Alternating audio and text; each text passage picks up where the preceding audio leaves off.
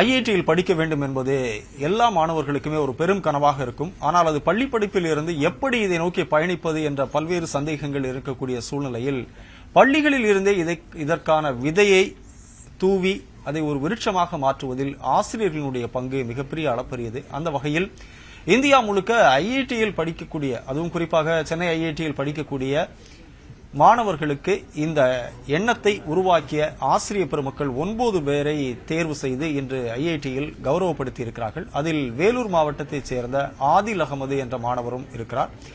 அவர் ஐஐடியில் சேர்வதற்கு காரணமாக இருந்த ஆசிரியை திருமதி சவிதா அவர்கள் இருக்காங்க. அம்மா வணக்கம். ஆதில பொறுத்த வரைக்கும் ஐஐடிங்கிற எண்ணம் எப்போ வந்தது, அதை நீங்க எப்போ கண்டுபிடிச்சீங்க? நான் 11லேயே கண்டுபிடிச்சிட்டேன். பயங்கரமா மேக்ஸ் போடுவான். ஈவினிங் கூட 3:30க்கு மேல உட்காந்து மேக்ஸ் தனியா உட்காந்து செய்வான். அப்ப நான் கிட்ட போயிட்டு நானும் அவனும் சேர்ந்துமே நிறைய ப்ராப்ளம், ஜேஇ ப்ராப்ளம்லாம் சால்வ் பண்ணியிருக்கோம். நம்பர் 1 ஸ்டூடெண்ட் அவன். ரொம்ப hard worker. Is a dedicated child. எப்படி ஐஐடியில சீட் கிடைக்குங்கிறது அந்த கனவு இருந்திருக்கும், பட் அதை கொண்டு போறதுக்கான அந்த வழி, அந்த ரூட் நீங்க எப்படி எடுத்தீங்க? அது ஃபுல் அண்ட் ஃபுல் அவனோட டெடிகேஷன் தான் நான் சொல்லணும். ஏன்னா அவ்வளோ எஃபர்ட் போடுவாங்க. மேக்ஸ்னாலே அவனுக்கு லவ் ஆஃப் மேக்ஸ் தான் அந்த ஸ்டூடெண்ட். அவட அப்படி ஒரு மேக்ஸை பிடிக்கும். மோரோவர் என்ன டீச்சரையும் பிடிக்கும். டீச்சரை பிடிச்சாதானே சப்ஜெக்ட் பிடிக்கிறதுக்கு. நான் மேக்ஸ் டீச்சர். அவனோட maths 11th and 12th maths teacher. இல்ல நிறைய பசங்க ஸ்கூல்ல இருந்திருப்பாங்க. அந்த சூழல்ல வந்து ஆதில மட்டும் நீங்க ஐடென்டிஃபை பண்ணி எப்படி எடுக்க முடிஞ்சது மேடம்? இல்ல ஆதில் இல்ல, நிறைய ஸ்டூடெண்ட்டும் ஜேஇக்காக ப்ரிப்பேர் பண்ணுவாங்க. நாங்களும் எங்க எஃபர்ட் போடுவோம். இவனை பெக்குலியரா நான் பார்ப்பேன். அவன் ரொம்ப இன்ட்ரெஸ்டா மேக்ஸ் போடுவான். மற்ற சப்ஜெக்ட் படிக்கிற நேரமும் மேக்ஸ் உட்காந்து போட்டுட்டு இருப்பான். அது ஜேஇ புக்கெல்லாம் வச்சு சைட்ல உட்காந்து போட்டுட்டு இருப்பாங்க. நான் மேக்ஸ் அகாடமிக்ஸ் லிசன் பண்ணேன் அப்படின்னு நான் கத்துவேன் கிளாஸ். இருந்தாலும் அவன் சைட்ல உட்காந்து மேக்ஸ் அதுலயும் டவுட் கேட்பாங்க. எனக்கு இந்த மாதிரி டவுட் தெரியல மேம் அப்படின்னு. நானும் அது வீட்டில் உட்காந்து சால்வ் பண்ணி அவனுக்கு கொஞ்சம் சொல்லிடுவேன். ஒரு 9th படிக்கும் போது இந்த எண்ணம் வந்திருக்கு, அவரை நீங்க கைட் பண்ணிருக்கீங்க. இப்போ வந்து ஐஐடிக்குள்ள வந்ததுக்கு அப்புறமா அவர் உங்களை ஞாபகம் வச்சு உங்க பேரை சொல்லியிருக்காருல, அது எப்படி இருக்கு? அதுதான் சார். ஈன்ற பொழுதும் பெரிதுவக்கும் தன் மகனை சான்றோர் என கேட்ட தாய், அந்த தன் மகனை எடுத்துட்டு தன் மாணவனை சான்றோன் என கேட்ட தாய்ன்ற மாதிரி அவனுக்கு செகண்ட் மதரா நான் இருக்கிறது ரொம்ப மகிழ்ச்சியா இருக்கு சார். அதுதான் சொல்லுவாங்க, ஆசிரியர்கள் வந்து பள்ளிக்கூடத்தில் இருக்கக்கூடிய பெற்றோர்கள் அப்படின்னு. அந்த ஸ்தானத்துல தான் நீங்க இருக்கீங்க. கண்டிப்பா. அந்த அந்த அந்த திருக்குறள்ல அந்த தாய் எடுத்துட்டு ஒரு டீச்சரா என்ன போடலாம், அவ்வளவுக்கு எனக்கு பெருமைப்படுத்தின மாணவன் அப்படின்னு சொல்லும்போது என்னோட ரொம்ப மகிழ்ச்சியா இருக்கு எனக்கு. ஐஐடி இயக்குனர் திரு காமகோடி அவர்கள் இருக்காங்க. சார், அதாவது இந்த மாதிரியான ஆசிரியர்களை கண்டெடுத்து அவங்கள வந்து கௌரவப்படுத்தணும் அப்படிங்கிற எண்ணம் எப்படி வந்தது? அதாவது இங்க வந்து 2 மாணவர்களை நாங்க முதல்ல அவங்க கெமிஸ்ட்ரி, பிசிக்ஸ், மேக்ஸ் இந்த 3 சப்ஜெக்ட்ஸ் பார்க்கறது, சில மாணவர்கள் அதுல ஒரு டிஃப்ரெண்ட் கிளாஸா இருப்பாங்க. அவங்க எப்படி இந்த ப்ராப்ளத்தை புரிஞ்சுக்கிறாங்க, எப்படி ஆன்சர் கொடுக்கறாங்க, அவங்களுக்கு எந்த விதமான ஒரு தாட் ப்ராசஸ், ஒரு புது மாதிரியான ஒரு திங்கிங் இதெல்லாம் இருக்கும். அந்த மாதிரியான மாணவர்கள் ஏன் அப்படி அவங்களுக்கு அந்த அந்த அந்த மாதிரியான ஒரு ஒரு தாட் ப்ராசஸ் எப்படி வந்ததுங்கிறது எங்களுக்கு ஒரு பெரிய ஒரு கேள்விக்குறியா இருக்கும். நிச்சயமா இதுக்கு ஒரு இன்ஸ்பிரேஷன், ஒரு டீச்சர் இருந்திருக்கணுங்கிறது எங்களுக்கு ரொம்ப நாள். குறிப்பா ஸ்கூல்ல தான் அந்த ஃபவுண்டேஷன் லிட்ரஸி, நியூமரசி இருக்கு. ஸ்கூல்ல சரியா 5ல விளையாது, 80ல விளையாது. ஸ்கூல்ல ஒழுங்கா சொல்லிக் கொடுக்கலன்னா அந்த குழந்தைகளுக்கு பிற்காலத்தில் அது ரொம்ப ஒரு டிராபேக்காக தான் இருக்கு. ஸோ இந்த அளவுக்கு எந்த டீச்சர் ஒரு இன்ஸ்பயர் பண்றானே இவர மாதிரி மாணவர்களை போய் கேட்போம். அது மாதிரி கேட்டதுல தான் இப்போ இந்த வருஷம் கிட்டத்தட்ட ஒரு 100 டீச்சர்ஸ் அவங்க டிஃப்ரெண்ட் மாணவர்கள் இவங்கெல்லாம் என்ன இன்ஸ்பயர் பண்ணாங்க அப்படின்னு. அதில் வந்து ஒரு ரிகரஸ் ப்ராசஸ் வச்சுருந்தோம். அதுலேருந்து ஃபில்டர் பண்ணி அப்புறம் ஒரு பர்சனல் இன்டர்வியூலாம் பண்ணி அதுக்கப்புறம் இவங்க 9 டீச்சர்ஸ் ஐடென்டிஃபை பண்ணோம். ரியலா தே மேட் எ டிஃபரன்ஸ். இல்லை எங்களுக்கு என்ன ஆசைன்னா, இவங்க மேடம் மாதிரி இருக்கிறவங்கள அடுத்த டீச்சர்ஸ் இவங்களை அப்ரோச் பண்ணி இவங்க என்ன செஞ்சாங்க புதுசா அப்படிங்கறத அவங்களும் கத்துட்டு அவங்களும் அவங்க ஸ்கூல்ல பண்ணாங்கன்னா ஒரு நிறைய மாணவர்களை போய் சேரும். இந்த டீச்சிங் பெடகாஜி குறிப்பா குழந்தைகளை இந்த சப்ஜெக்ட்ல இன்ட்ரெஸ்ட் கொண்டு வரணும். மேக்ஸா ஐயோ பயம் அப்படின்னு ஓடக்கூடாது, லவ் பண்ணி கொண்டு வரணும். அதுக்கு என்ன பண்ணணுங்கிறதுக்கு இவங்களாம் தான் ஒரு எடுத்துக்காட்டா இருக்காங்க.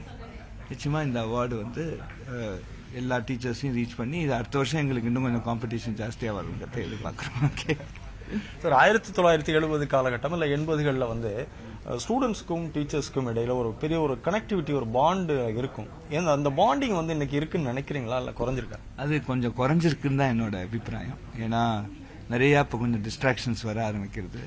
நிறைய இப்போ வாட்ஸ்அப் அது மாதிரி இருக்கிறதுல குழந்தைகளுக்கு ஒரு டிஸ்ட்ராக்ஷன் இருக்கு. ஒரு அளவில் இந்த டிஜிட்டல் டெக்னாலஜிங்கிறது உபயோகமாக இருந்தாலும் ஒரு ஹியூமன் கனெக்டுங்கிறது குறையிறதுங்கிறது என்னோட அபிப்பிராயம். அது குறிப்பாக ஒரு மாணவருக்கும் அவங்க ஆசிரியர்களுக்கும் நடுப்புற அது அந்த டிஸ்கனெக்ட் வர்றதுங்கிறது இப்போ ரீசெண்ட் இதில் அந்த அட்டென்ஷன் ஸ்பேனே இப்போ 50 நிமிஷம் ஒரு பீரியடுங்கிற அட்டென்ஷன் ஸ்பேன் இப்போ குறைஞ்சிடுது. ஒரு 20-25 நிமிஷத்துக்கு மேலே அந்த குழந்தைகளுக்கு ஒரு டிஸ்ட்ராக்ஷன் வந்துடுது. இது டெக்னாலஜி இதுக்கு ஒரு எதுக்குமே ஒரு 2 எவ்ரி ஸ்வேர்ட் ஹேஸ் போத் எண்ட்ஸுங்கிற மாதிரி இதில் ஒரு பேட் எண்டு தான் அது. அந்த டிஸ்கனெக்டை நம்ம குறைக்கிறதுக்கு தான் இது மாதிரி டீச்சர்ஸ் தேவைப்படுறாங்க. ஏன்னா அவங்க டீச்சரை பிடிச்சி போயிடுத்துனா, நீங்க சொன்ன மாதிரி டீச்சரை பிடிச்சி போயிடுத்துனா அப்புறம் அவங்க அவங்க சப்ஜெக்ட் தானா பிடிச்சிடும். அந்த அட்டென்ஷன் ஸ்பேன் இருக்கும். அந்த அட்டென்ஷன் ஸ்பேன் அப்படியே க்ளவ் பண்ணி உட்காந்து அது எப்படி அந்த 50 நிமிஷம் கிளாஸை ஒரு டிஸ்ட்ராக்ஷனும் இல்லாமல் கேட்குற அளவுக்கு அவங்களுக்கு ஒரு உந்துதலை அளிக்கிறது ரொம்ப இம்பார்ட்டண்ட்டாக இருக்கு. ஸோ இது ஒரு சேலஞ்சு தான். நிச்சயமா அந்த சேலஞ்சில் இப்போ இவங்கெல்லாம் நல்லா படிச்சு இப்போ வந்திருக்காரு. ஒரு டேட்டா சயின்ஸ் இப்போ எம்எஸ் பண்ணிட்டு இருக்காருங்க. டேட்டா சயின்ஸில் ரிசர்ச் பண்ணிட்டு இருக்காரு. நல்லா பெருசாக வரணும், அடுத்தது பிஹெச்டி பண்ணணுங்கிறது ஆசை. நம்ம ஒரு வெள்ளூர் பையன் அவர். அதனால ஸோ இதுக்கு ஒரு இன்ஸ்பிரேஷனாக அவங்க இருந்திருக்காங்க. இதை தான் இப்போ நம்ம இந்த பாயிண்ட் தான், இந்த டீச்சருக்கும் ஸ்டூடெண்ட்டுக்கும் உள்ள கேப் ஜாஸ்தியாகுது. அதை குறைக்கிறதுக்கு டீச்சர் என்ன பண்ண முடியும்? ஏன்னா குழந்தைகள் தான். அது ஃபோக்கஸாக இருக்காது. ஃபோக்கஸ் பண்ணுறது தான் நம்மளோட லைஃபு. டீச்சரோட இதுவே இந்த 16லேருந்து அந்த ஸ்கூல் 14 டீனேஜ் வந்ததுலேருந்து அவங்க குழந்தைகள் டிஸ்ட்ராக்ஷன் இருக்கும், ஃபோக்கஸ் இருக்காது. அந்த ஃபோக்கஸ் பண்ணுறது தான் நம்ம டீச்சரோட வேலை. அதை எப்படி அழகாக ஃபோக்கஸ் பண்ணலாம் அப்படிங்கிறது தான் பண்ண முடியல. ஒரு கிளாஸ்ல ஒரு 50 ஸ்டூடெண்ட் இருக்காங்கன்னா ஒரு 10 பேர் ரொம்ப இன்டெலிஜென்டா இருப்பாங்க, ஒரு ஆவரேஜாகவும் இருப்பாங்க, ரொம்ப புவரா இருப்பாங்க.